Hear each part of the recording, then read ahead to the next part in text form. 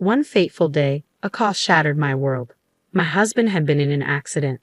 The shock wasn't just from the crash, but the revelation that his mistress was in the car with him. Tragically, she didn't survive, and he was left paralyzed from the waist down. Amidst the chaos, his demands for my lifelong care began. Was I to dedicate myself to a man who betrayed me so profoundly? This couldn't be reality.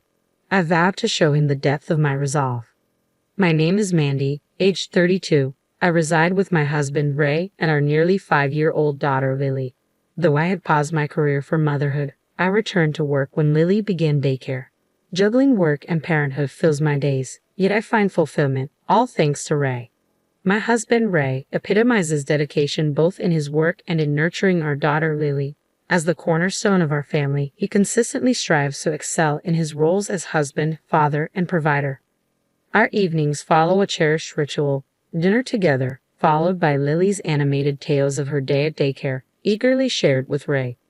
"Daddy, look what I made today." "Wow, Lily, that's impressive. You have such talent. Maybe you could draw me next time." "Okay, Daddy." "Oh, and Mary's family went to the amusement park. Can we go too?" An amusement park adventure sounds perfect. How about we plan a family trip next weekend? Really? Yay! I love you, Daddy. I love you too, Lily. Well, after your mom, of course. Ray would always wink at me, and Lily would playfully puff her cheeks in mock annoyance.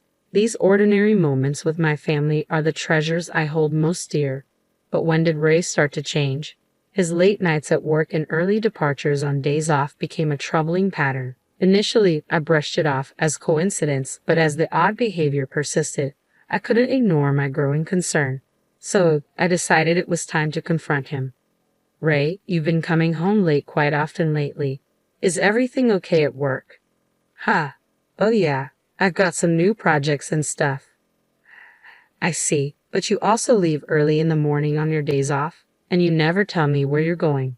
"That's, well, I've been visiting my parents. I thought I should check up on them from time to time." "Your parents' house?" "To be honest, my in-laws aren't young, but we see them once every few months, and they're doing fine. So why all these sudden visits?" Although suspicion pricked at me, I didn't want to push too hard, so I let it go for the time being. 2 weeks later, Ray texted me once more, saying, "I'll be home late. I have overtime work to do." It wasn't until after midnight that he finally walked through the door, seemingly in high spirits. Yet something felt amiss about him, and I sensed it instantly. "Ray, where have you been?" "I told you I had to work late, didn't I?" "But what about that smell?" "What smell?" "The scent of sweet perfume. It's unmistakably a woman's fragrance." "Why would you smell like that if you were working late?" "That's—" My husband's eyes darted about, betraying his obvious unease. As I persisted, he hastily interjected. Actually, there was a client entertainment event today." "A client event?" I scrutinized his response, prompting a vigorous nod from my husband. "You see, one of the VIPs at the client's place is a woman. You'd expect some perfume to rub off if we were drinking together, right? Then why lie to me in the first place? There was no need to fabricate overtime. I felt guilty because you were working hard at home, taking care of housework and Lily. I didn't mean to lie. I didn't want to make you worry." Seeing my husband's hands clasped in front of his face, I couldn't press him any further. With work looming the next day, I opted to table the conversation and retire to bed.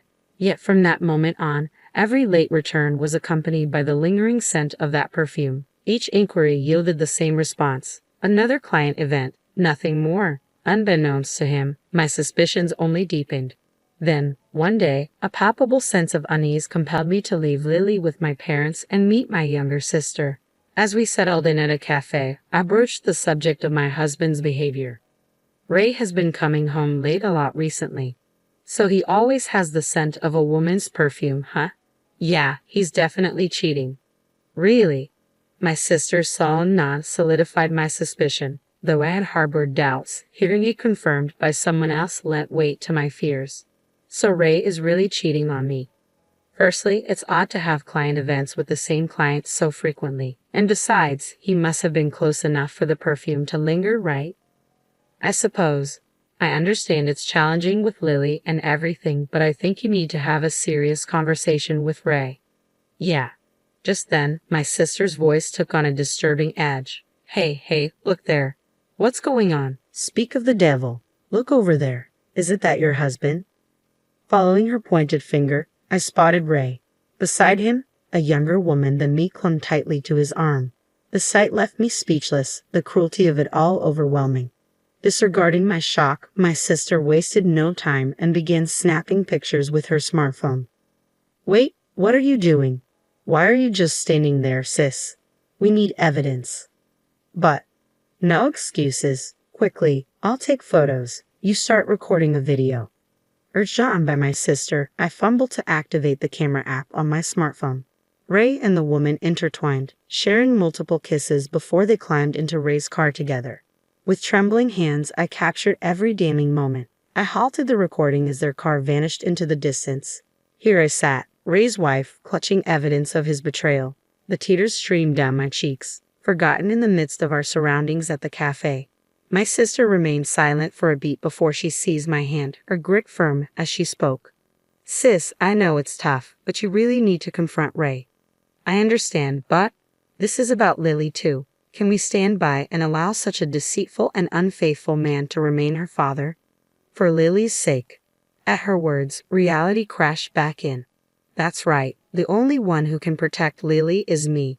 Ray may be Lily's beloved father, but I must address this sooner rather than later. Now that I know the truth, he forfeits his right to be a father. After conferring with my sister, we arranged for Lily to spend the day at her parents' house. Returning home, I awaited my husband's arrival, but the hours passed without his return. Around 10 p.m., our seldom-used landline rang. Who could be calling at this hour? I wondered aloud as I answered. A man's voice on the other end inquired, Is this Mrs. Johnson's residence? Yes, it is. Who's calling? This is the police. Is this the home of Mr. Ray Johnson? Yes, it is. Is everything all right? Did something happen involving my husband? Please try to stay calm. Your husband has been in an accident. What? According to the police, my husband had been involved in a car accident, and tragically, a woman who was in the passenger seat had lost her life. My husband had been taken to the nearby university hospital. Without a second thought, I rushed to the hospital. Upon arrival, I found my husband undergoing emergency surgery in the trauma unit. A police officer hurriedly entered, offering an explanation of the accident's circumstances. From what we've gathered, it seems your husband and the deceased woman were in a close relationship. Indeed. Observing your stunned reaction, the police officer inquired with a concerned countenance, Did you harbor any suspicions, madam? Yes, only today I was on the brink of confronting him with evidence of his extramarital affair. I understand. Regrettably, it must be conveyed that there is a potential for your husband to suffer from disabilities as a consequence of the accident's aftermath. That will suffice, no more. Subsequent discussions with law enforcement unveiled that the woman involved in the accident, my husband's paramour, was also wedded. The mistress's spouse, who had hastened to the scene, appeared deeply bewildered, his countenance portraying a mixture of emotions, particularly given that only Ray had survived. Several days later, my husband, having completed his surgical procedure, finally regained consciousness following the accident. Upon receiving this update, I, accompanied by my parents, sister, and daughter, made way to the hospital premises. I entrusted Lily to my sister's care, leaving only my parents and me to enter the hospital room. Upon arrival, we found my in-laws already present. As we were briefed, it appeared that my husband had been left with paralysis on one side of his body as a result of the accident. I'm sorry. It seems I've caused you all a great deal of concern, my husband began, visibly remorseful. Before I could respond, my in-laws hurried to his bedside.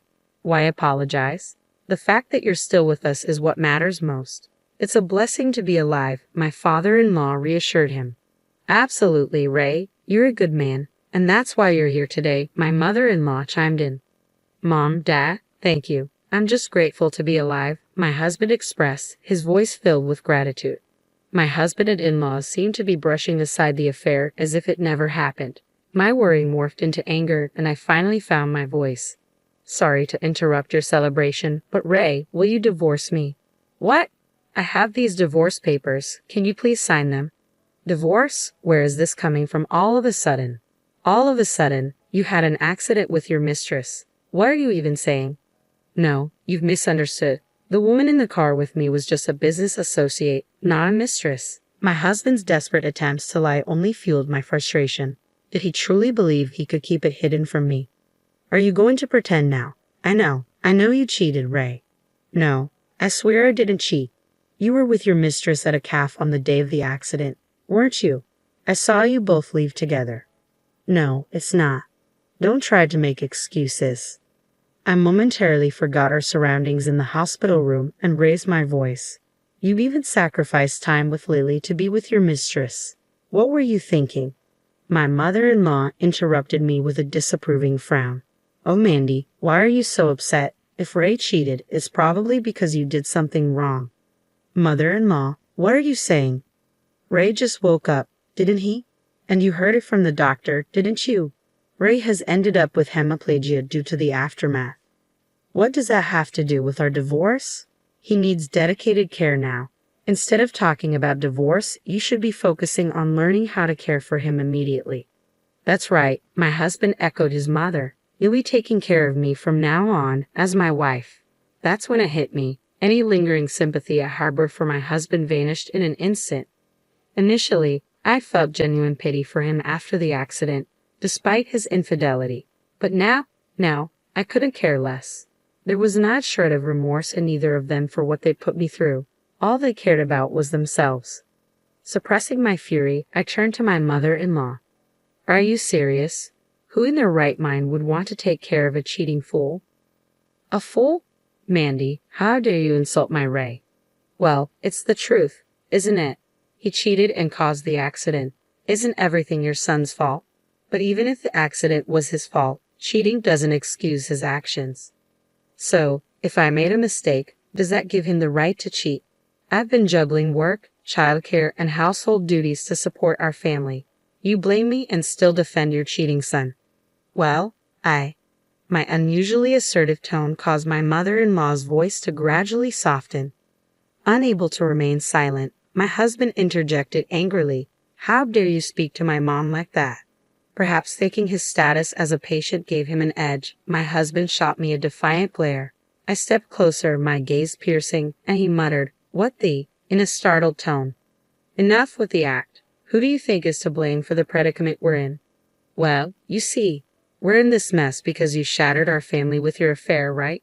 Getting into an accident with your mistress. How foolish can you be? There's no other word for it. What the? It's chaotic now because you brought up divorce out of nowhere. He still appears oblivious to his own culpability in this situation. Fueled by a deep sense of disgust and bitterness, I unleashed my pent-up fury upon him. Face reality, you pathetic excuse for a man. How much longer will you deflect blame onto others? Reflect on your own actions. You're the one who cheated, and to top it off, your mistress perished in that accident. Stop trying to justify yourself. Mandy. You obliterated our family with your reckless affair. I dread to think of the pain Lily will endure because of you. You haven't just wounded me, you've shattered our daughter's innocence. I can't remain married to someone like you. Go ahead and wallow in your own misery.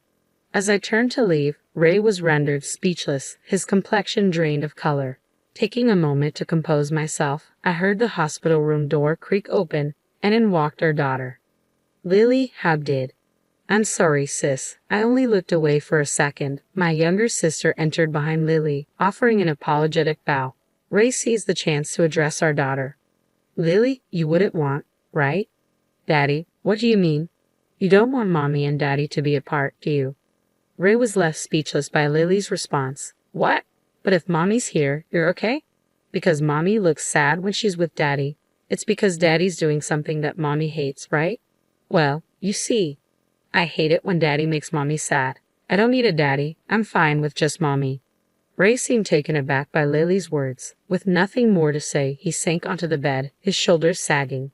When I pushed the divorce papers toward him again, he relented and signed them. I then enlisted the help of a lawyer and pursued alimony and child support, supported by evidence of his infidelity. Additionally, he was informed about the damages sought by the husband of his mistress, resulting in a substantial financial settlement.